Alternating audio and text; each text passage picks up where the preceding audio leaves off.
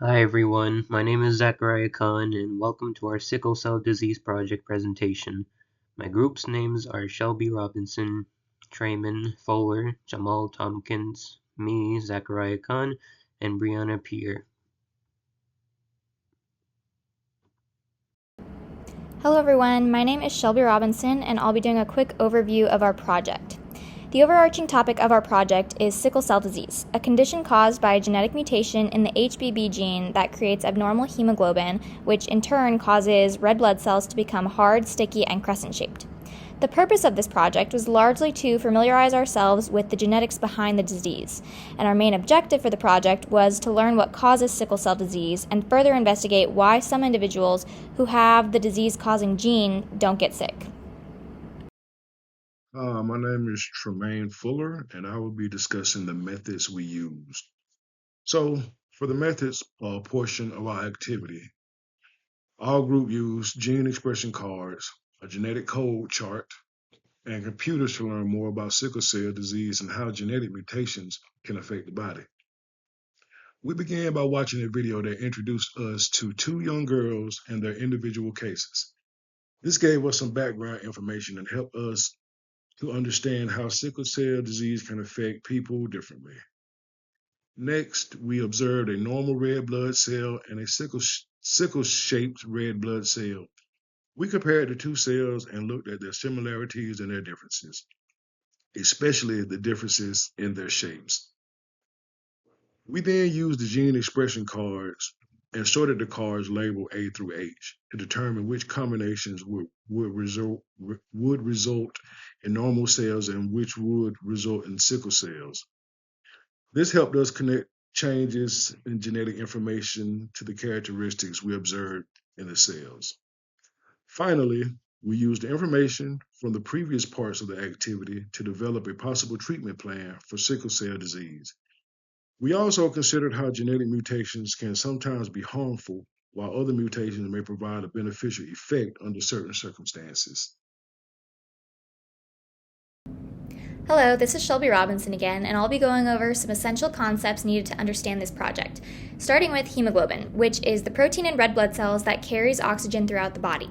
The structure of red blood cells is also important. Healthy red blood cells are round, soft, and flow easily through the blood vessels.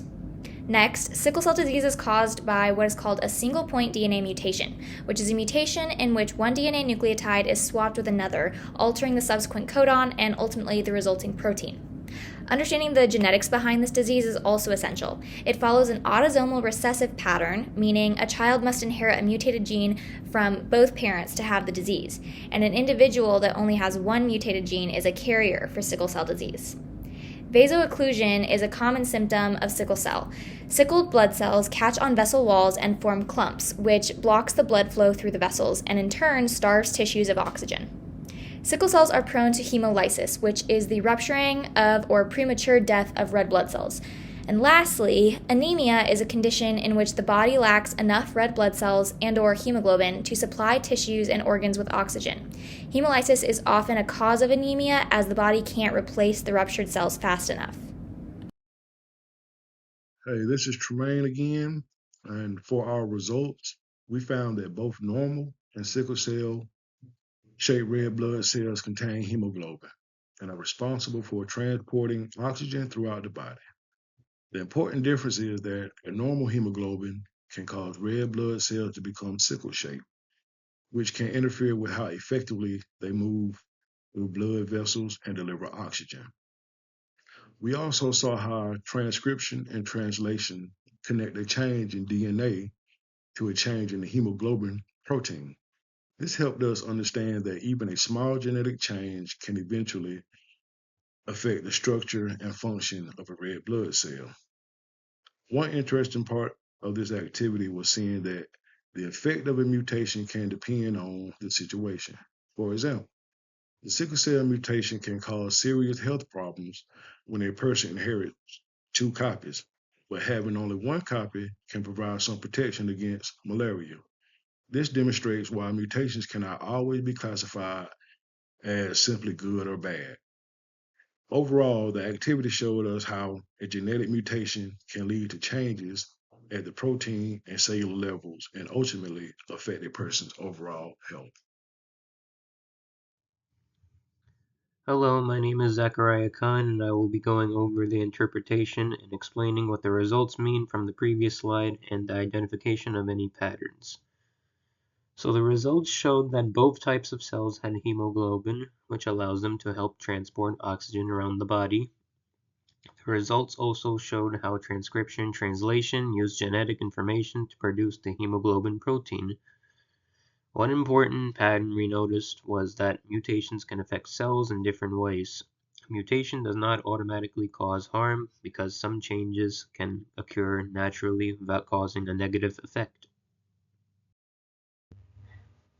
Hello, everyone. My name is Brianna Pierre, and I will be discussing some of the current gene therapies for sickle cell anemia.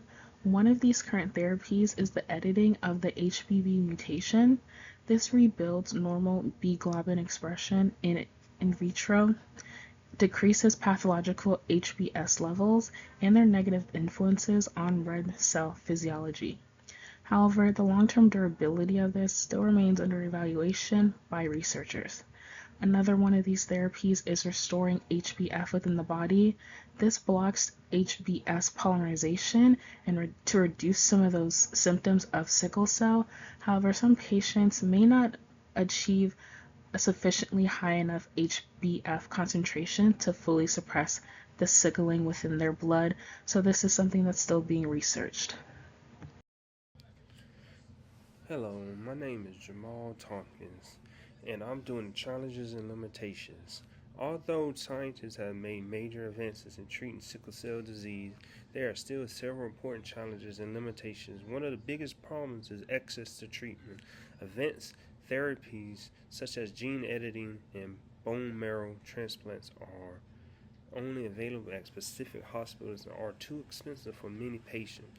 Some gene editing treatment costs more than $2 million, making them out of the reach of much of the world because they're way too expensive.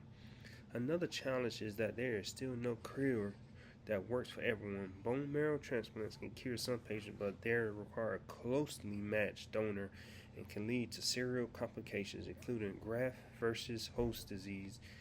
Even newer gene therapies are promising, but researchers are continuing to study their long term safety and efficiencies to make sure the benefit lasts and to identify any unexpected side effects. There are also major global health disparities. Sickle cell disease affects millions of people, especially in Africa, India, and parts of the Middle East.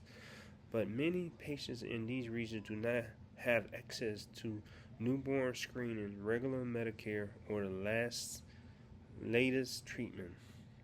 Moving forward, researchers hope to develop treatments that are safer, more affordable, and available for everyone to use.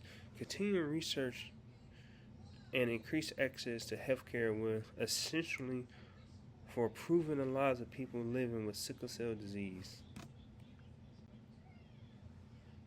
Finally, these are the references that were used to support the information presented throughout our presentation. We use reliable sources, including the National Heart, Lung, and Blood Institution, to make sure our information about sickle cell disease are accurate and up to date. These sources help us better understand the cause, effects, and treatment of sickle cell disease. Thank you for listening to our presentation.